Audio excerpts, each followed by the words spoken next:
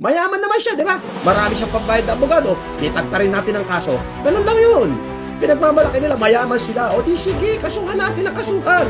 Walang problema. Kada may sasabihin silang pangit, magpo-post lang ng pangit na nakamention ang pangalan ko, kaso. Na yan, kaso ng kaso. Oo. Ngayong Lunes, sila naman ho ang sasagot sa atin. Sa ating, talaga naman yung ginawa sa atin ay hindi ho makatao. Oo. Hindi ho makatao yung ginawa sa atin. Huwag na ho tayo magsalita ng pangit kung kanino man sa kanila.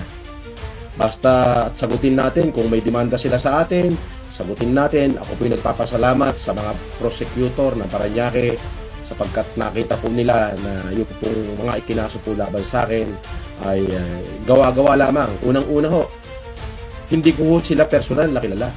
Hindi ko ho kilala ang kanilang mga pangalan. Isa lang naman ho ang kalabang ko dyan. Alam na ho natin kung sino yon, di ba? So, ayoko nang banggitin yung pangalan niya at ayoko na rin magsabi ng pangit sa kanya. Kung siya may sasabihin pangit sa akin, kasuhan uli natin. Ganun lang ho kasimple yun. At ang sasabihin ko, ay hindi ko ho iaatras ito. Yung ating karapatan. Na lumaban ng patas. At ratuhin ng tama. Hindi ko ito iaatras. Kaya nga, balik na rin man ang watawat. Hindi ho ako magpapaawat. Maggera man ng hayop sa gubat, maghalo man ng balat si tinilupan, ika nga, maggera man ang hayop sa gubat. Hindi ko iaatras ito. Aho. Kung hihingin ng pagkakataon na wala akong gagawin kundi magkaso ng magkaso habang ako'y nabubuhay, ay di tagtarin natin ang tagtarin ng kaso. Oo. Bawat ho salita niya na may kaugnayan sa pangalan ko na may sinabing pangit, kasuhan natin ang kasuhan. Mayaman naman siya, di ba? Marami siyang pambayad na abogado, di tagtarin natin ang kaso. Ganun lang yun.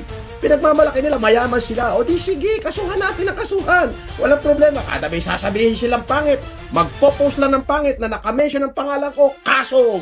Na yan, kaso ng kaso. Oo. Mayaman naman sila nga. Tayo, wala tayong pambayad na abogado. Wala tayong pambayad na abogado. Wala tayong pambayad na abogado. Pero dahil sa pagmamahal ninyo lahat sa akin, ay patuloy natin ipinagpapatuloy ang ating paglaban. Kakaining itik lang ang tinatakot. Hindi ho tayo kakaining itik. Ang pinagtatatakot, yun dati nagtakot. Yun ang akala nila. Oo. Syempre, di ba? Tayo, wala po tayo sasabihin pangit sa kanya. Nagla-live po tayo ngayon para kumustahin kayo at ibalita ko sa inyo yung magandang balita na yung pong apela nila